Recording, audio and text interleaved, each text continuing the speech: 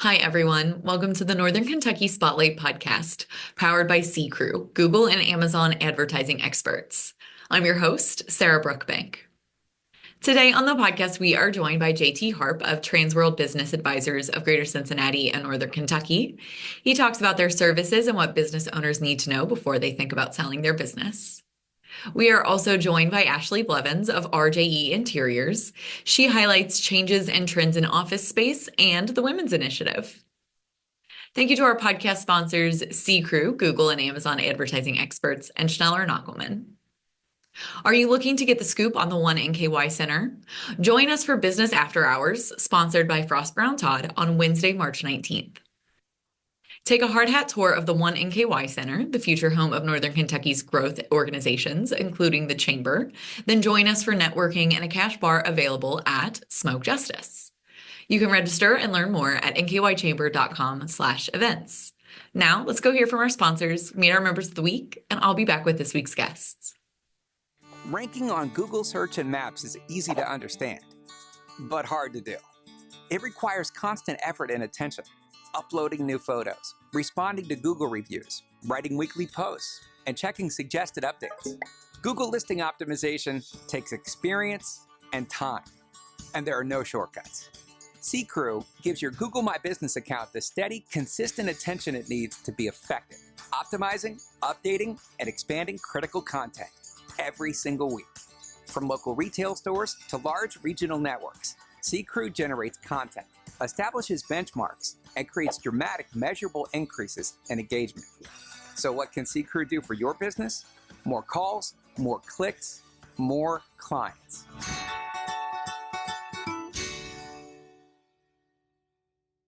Congratulations to our members of the week.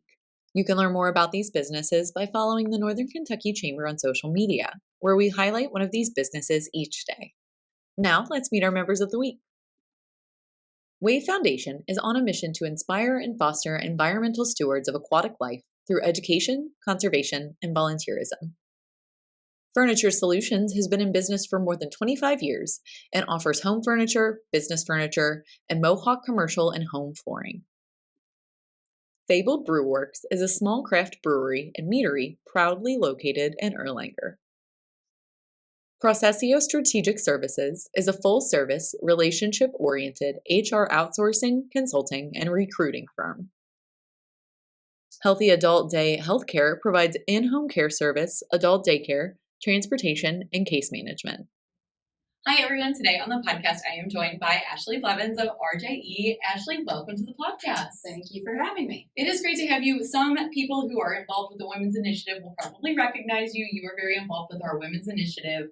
And before we jump into your work with RJE and all of that great stuff you do, tell us a little bit about what you've been doing with the Women's Initiative. Sure. So I recently joined earlier this year. Just to give some segue into my past, I was always covering the nation. So I never got a chance to do like more regional kind of focused work. I was doing it on a national basis, which is more 30,000 foot view, right? Right. So in the last year, I got off the airplane, joined RJE, and we'll talk about that in a little bit. So I really wanted to focus on the region. How can I give back? So Women's Initiative was one of the first boards I joined, or committees. I'm on the annual breakfast, so shameless plug, March 4th, please join us. Yes. But started getting involved there, and honestly, it really aligned with some of my personal passions, which is how can I give back to other emerging women leaders in this industry and in this region. So I've joined a couple other boards or committees across this region. Dress for Success is one, Beach Acres Parenting Board, and then the Women's Initiative thus far, and some mentoring in there as well for young professionals, which is really something that just feeds my soul, honestly. Yeah. I love that. And the Women's Initiative is such a great place for that. And we're excited to have you working with the annual breakfast. Like you said, March 4th, it's going to be a great one. It's one of my favorite events of the year. But it's so much fun to get involved with a group of women that are all trying to like lift each other up. Yes. I know the Women's Initiative is just a great group of women. Yes, it truly is. And it's empowering, it's engaging. I think there's just something about being with other women who are professionals going through motherhood, careers, how to juggle all of that, is also just a nice place to have. You have your friend groups, but they may be going through something very different than you. So it's nice to kind of try to find your people who are in that same lifestyle kind of thing. Yeah, and that's fun. And I'm glad we got to touch on that a little bit because I know that's something you're passionate about. Yes. We kind of chit-chatted about that a little bit. And so you mentioned that you're working regionally with RJE. So for people who don't know about your organization, tell us a little bit about that and what you guys do. Sure. So RJE Interiors is a full service kind of interior solutions firm. We are a dealership and we help clients in various vertical markets fill their interiors with furniture solutions, architectural wall systems, acoustical solutions, wall coverings, all of that kind of stuff. So basically anything you can sit on, touch in an office, in a healthcare building, in a higher education school system, K through 12 school system, any building that has a chair, a table, a desk, all of those kind of systems are what we bring to our customers. And it's not just the product, it's really problem solving. What are the problems you're facing in your space, not just your workspace, in your healthcare medical building, in your patient room, all of those things, in your classroom. What are the problems you're trying to solve? And then we bring in our designers. We have full interior designers on staff who then help bring it to life, make it beautiful. And then we solve those problems for our clients. Yeah, I think that's so valuable. It's not just providing the furniture, it's working with solutions.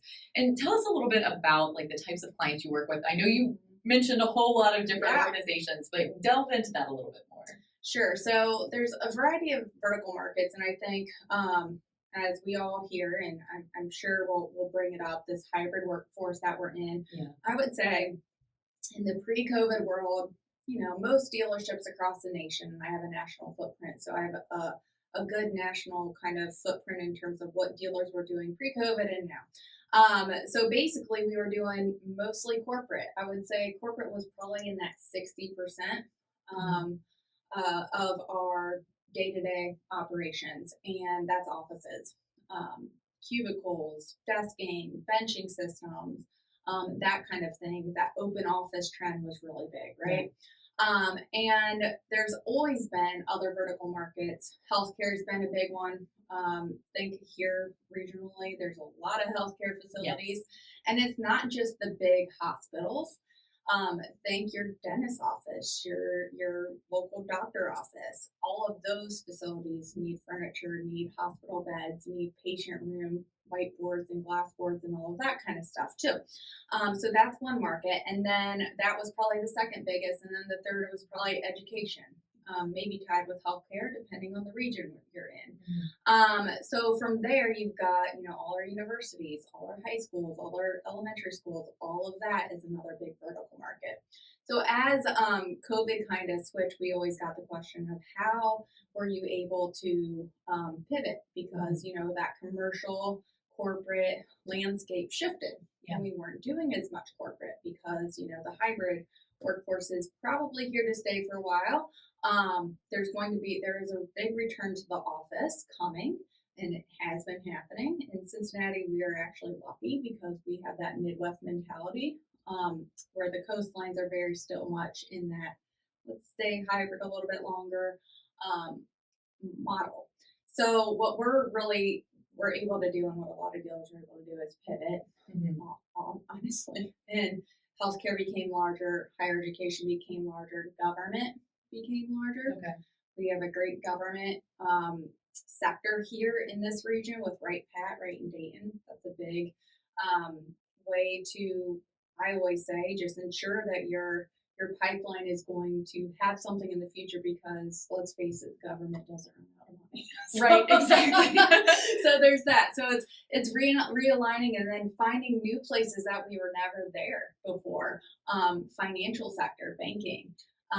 What's really exploded in this region is multifamily. So apartments, and that has exploded. So we're doing more of that kind of stuff to kind of realign and fill that gap that we've seen. Yeah. So you can work with pretty much anyone for any type of need that they have, which is really great.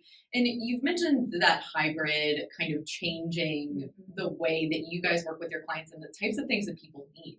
I know that we've seen a lot of different changes within office spaces.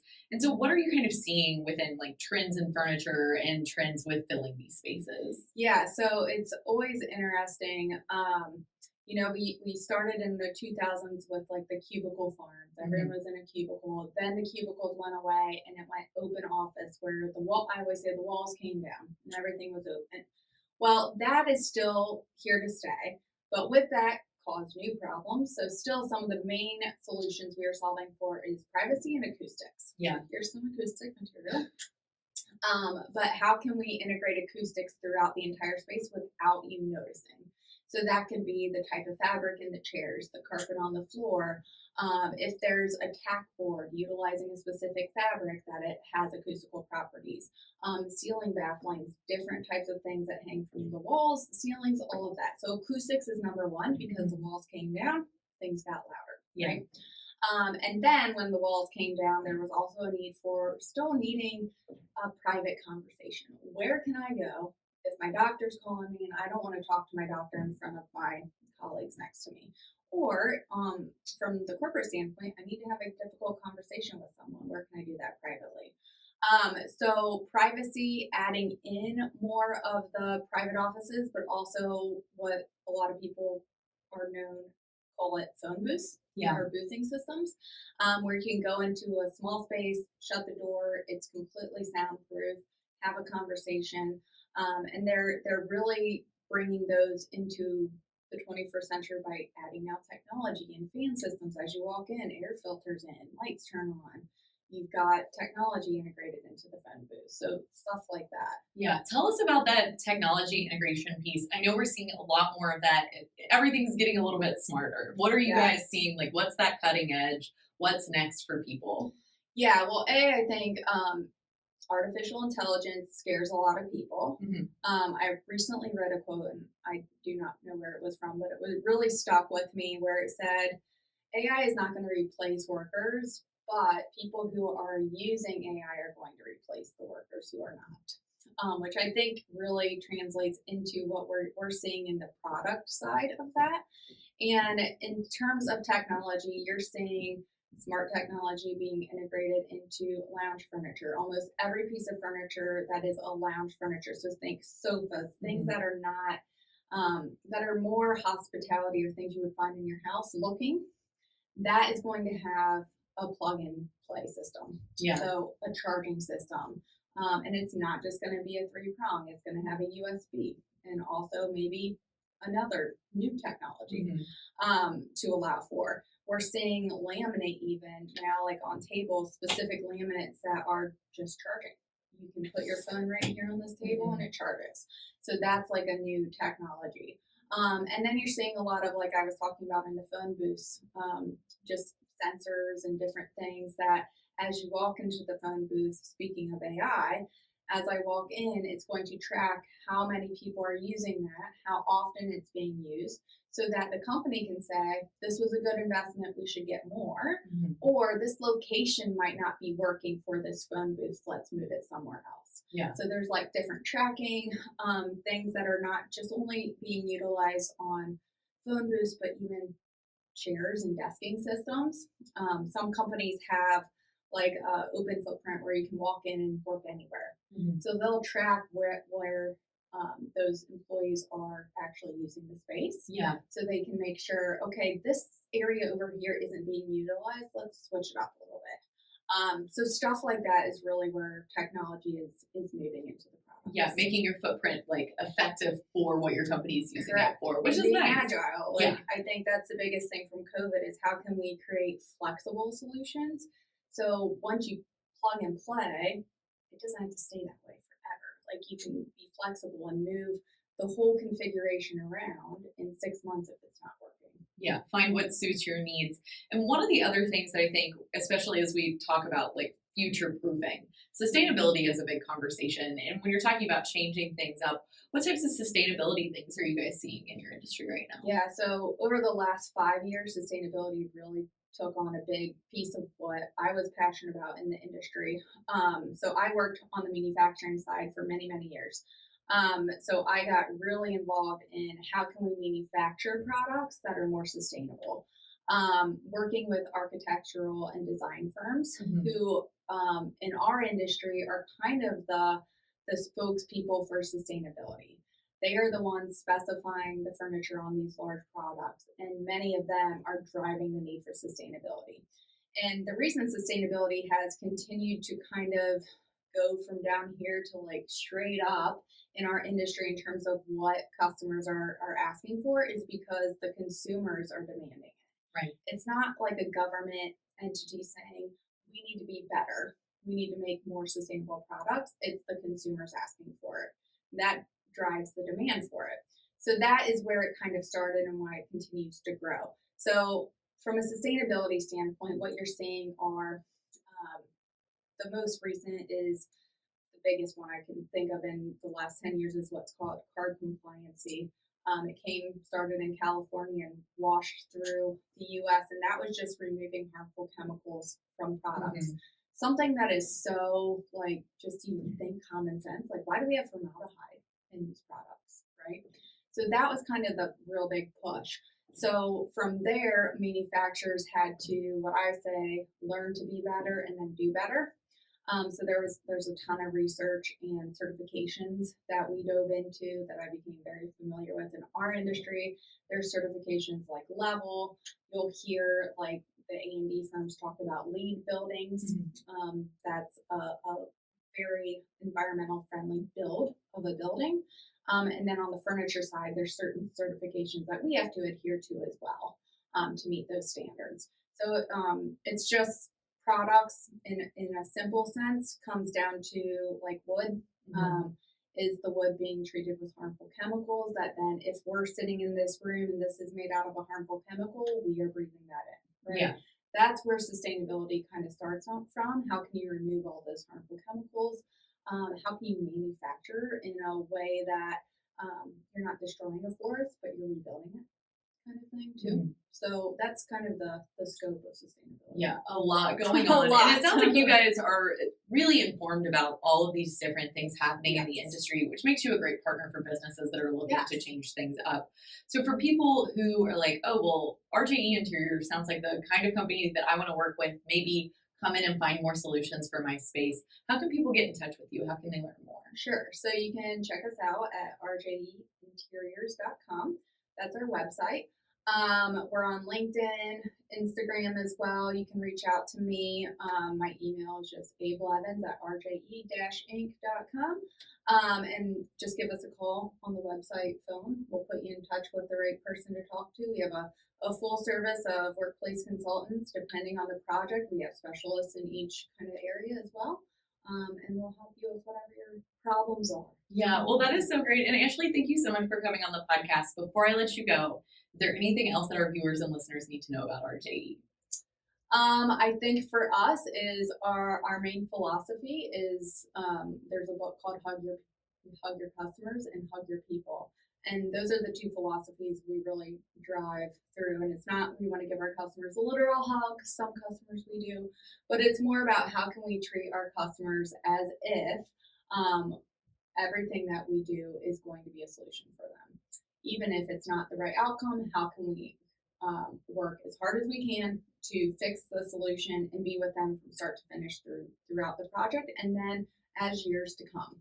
So that's what I would say. Yeah. Well, Ashley, thank you so much for your time on the podcast today. I really appreciate it. Thank you so much. Hi, everyone. Today I am with JT Harp of Transworld Business Advisors of Greater Cincinnati and Northern Kentucky. JT, welcome to the podcast. Thank you for having me. I'm very excited to have you on. You are a new member business for us, but you've been working with Transworld Business Advisors for a while. Tell us a little bit about your journey. I think it's really cool. Yeah, sure. So I am an ex-corporate senior executive for several years, mainly with the Kroger Company and then with another smaller retailer for about a couple years out in Oregon. So 30-year corporate career. Very proud of it. Worked really hard. Did a lot of cool things. But at some point, it's just time to kind of move on and do your own thing, which is kind of where I was at in life. Mm-hmm. So in parallel to my corporate career, my wife and I owned a couple of small businesses in addition to that. And so then when the pandemic hit, we decided we need to peel off those businesses, and Transworld Business Advisors actually helped us with that exit. So that's how I became engaged with Transworld and that team. And so when I was finally plotting my official corporate exit and deciding what I wanted to do next, ideally, as I mentioned, that would be something to do for me and for myself as a small business owner. So I reached out to Transworld and I said, hey, you remember me? Let's grab some coffee. Here's what I'm thinking. And so the Transworld leadership group was like, yeah, we can, certainly help you find a good business to buy. Mm-hmm. Or would you potentially consider joining our team? We're looking for great people as well. So one thing led to another. I grew up in Southern Ohio, so I was hoping to kind of get back home. I'd moved around the country quite a bit in different senior leadership roles. And so it just so happened that Transworld had an opportunity right here in greater Cincinnati, Northern Kentucky. And so opened up my office about a year and a half or so ago, and it's been great. Yeah, that's really wonderful. I love that it's a homecoming and a really full circle moment for you to do all of those things. Yeah. So tell us a little bit about your organization, who you are, who you serve. Sure. So Transworld Business Advisors mainly helps small to medium-sized business owners confidentially sell their businesses. Mm-hmm. So as you might imagine, these are life events for our business owners. A lot of them don't even know business brokers exist. They don't know who to turn to when they need help. And perhaps most importantly, they want to keep things confidential because, as you might imagine, if small business associates find out that they're for sale, they get scared, mm-hmm. right? Small business owners also perhaps don't want their competition to find out, their suppliers to find out, their customers to find out. So we're able to go to market in a way for our small business owners that keeps everything confidential, keeps it cloaked, but yet attracts buyers, attracts interest, and does it in a way that keeps things confidential yet maximizes their exit. Yeah, and for small business owners, especially, things are changing all of the time for small business owners. They're doing tons of things all the time. Mm-hmm. If you're a small business owner and you're thinking about selling, when is the time to reach out? When do you start that process? Well, for a small business owner, you'd like to think you have a plan, but sometimes life happens, mm-hmm. right? So, ideally, if you're at least 3 to 5 years out, we probably ought to start having a conversation. Even if you're 10 years out, it's good to at least make that connection and understand the process. Because, again, let's say you're 3 to 5 years out or 10 years out, that's assuming you have a plan. Right. Well, sometimes life happens. And sometimes things happen in business to where the plan goes a little bit differently than you had intended. And so we always like to make that connection sooner than later to let the business owner understand, first of all, what the process looks like, and then perhaps what buyers are looking for in good, healthy, small to medium-sized businesses that makes them more attractive. So that way, if they understand the process and they understand perhaps what, at a high level, what buyers are looking for, then they can work towards that, knowing that if it's 5 years, 10 years, or even 5 months from now, they'll be more ready than perhaps they are now. Yeah, so you can work with a small business at pretty much any stage in this conversation. Yeah, pretty much. Now, we won't actually engage and start moving forward and acting on behalf of that small business owner until they're really ready to sell, right? Mm-hmm. But there's a lot of things, no different than kind of selling your house. There's a lot of things you could do today to make that house more appealing down the road if you do plan to, sell that house 6 months to a year in advance, if that makes sense. Yeah, it does make sense. And I think for small business owners, the day-to-day, it's like a baby. Owning a small business is someone who works for a small business owner. I know that my boss thinks that. Sure. So what do you say to small business owners that are maybe a little nervous, maybe a little scared about starting this process and moving forward with selling a business? Well, this is, first of all, what we do. We do it all day long, and we're good at it. So you need a good, trusting partner to help you with a life event mm-hmm. that this is. Every business needs to sell at some point. And these are life events. We take them, first of all, very seriously because in the small to medium-sized business environment, it can get very emotional. It is very emotional, regardless of the reason or the timing of the sale, because you kind of nailed it. This is their baby. They've nurtured it. They've seen it grow. They've invested in it. The blood, sweat, and tears mentality is real. We love our small business owners. They're the heart and soul of our country. And when it comes time to sell, it is very, very emotional. And so, yeah, it's scary. Yes, we want to keep things confidential, and you can't go it alone. You've mentioned it now a couple times. Small and medium-sized business owners are extremely busy. Mm-hmm. It intertwines with their life. They've got a million different balls in the air. They're trying not to drop any of them. And the last thing they need is the burden of trying to, on their own, find a buyer, keep things confidential, handle the negotiations, think through the financials, the onboarding, the training, everything that goes into that transaction and then that post-transaction can't be just on their shoulders. They need help. Right. They need support, and that's where we come in. Especially as they're running that business day to day. That doesn't stop when you're trying to sell the business. You're still making it run. You're still paying the bills. You're still paying your employees. Absolutely. Nor should it slow down or stop because, and unfortunately I've seen it, business owners try to take this burden on their own. Mm-hmm. And what happens is their focus pivots to the potential sale of the business. They think they have a good buyer. They think they're getting maximum value. We really don't know because we haven't taken it to market. And then what happens? They're focused over here, and then their business starts to suffer. Mm-hmm. Sales may start to decline a bit. We may lose an important client. We may lose an important associate. And then what happens is the value of that business declines with every potential pothole you hit. Mm-hmm. So again, we like to think we're a trusting partner that can get them to the finish line without burdening them with the process, if that makes sense. Yeah, and I think that's a lot of things that would set you apart from other competitors that people can work with. Touch on that a little bit. I know there are a lot of national organizations that do things like that. Obviously, you guys are a team that's local, but you have the national backing of the organization. Tell us a little bit about what sets you apart. Sure. So yes, first and foremost, we are here locally.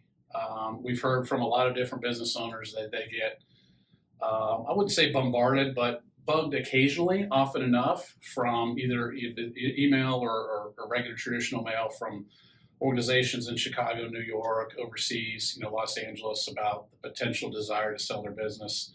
That could be a bit of a turnoff and could be even more scary when you're working potentially with someone you've never even met and probably never will meet. Mm-hmm. Yes, we're here locally, and we'd like to meet our business owners in person, get to know them, build that trust, build that rapport, so that way we can work together moving forward. So that's a big thing. We're here locally and we're here to help.